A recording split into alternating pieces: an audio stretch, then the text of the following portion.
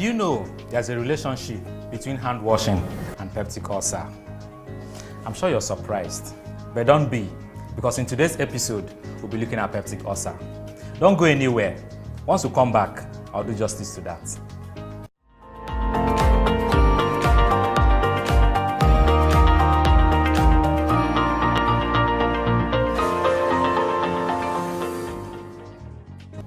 Thank you for staying with us on today's episode of My Health Today. I remain your host and anchor, Dr. J.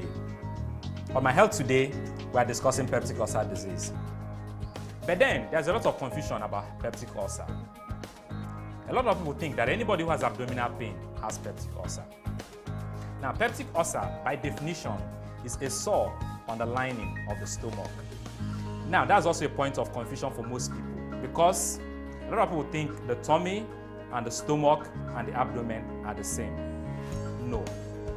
Medically speaking, the stomach is the part of the guts or the digestive tract between the esophagus, which is the throat, and the first part of the intestine, also called the duodenum. Now, the abdomen or the belly or the tummy is what you see on the outside, between the chest and the waist. Now, the abdomen is a cavity, or the tummy or the belly is a cavity which contains the stomach, the intestine, the liver, and then a couple of other internal organs. So peptic ulcer is a sore on the stomach, just like you can have a wound on your skin. So peptic ulcer is an internal wound. It commonly occurs on the stomach. Sometimes you can also have it on the upper part, which is the esophagus, or on the lower part, which is the duodenum. The clinical presentation are almost the same. Don't go anywhere. Once we come back, I'll do justice to that.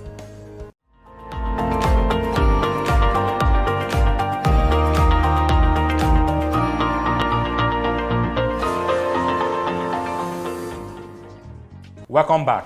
Thank you for staying with us on today's episode of My Health Today. We're discussing peptic ulcer. And we have seen that the commonest complaint people who have peptic ulcer have is abdominal pain.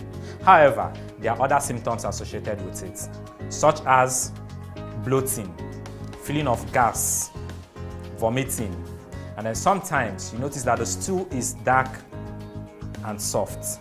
Now, this is actually an indication that the ulcer is bleeding, which calls for urgent attention. Now, how do you know whether I have peptic ulcer? The commonest symptom of peptic ulcer is upper abdominal pain. Usually, the pain is above the level of the umbilicus or the navel. Most patients describe it as peppery or as burning. Most times, they also tell you that it tends to bore through the intestines to the back. If you're having this kind of pain, which is also associated with foods, either when you don't eat or when you eat certain kinds of food, then most likely you have peptic ulcer. Send your comments, or messages, or contributions to our social media platforms scrolling on your screen. I'll be glad to have them because I'll personally respond to them. Until I see you again, remember, until what you know becomes what you do not know anything. Take action today because you may just be the difference between life and death.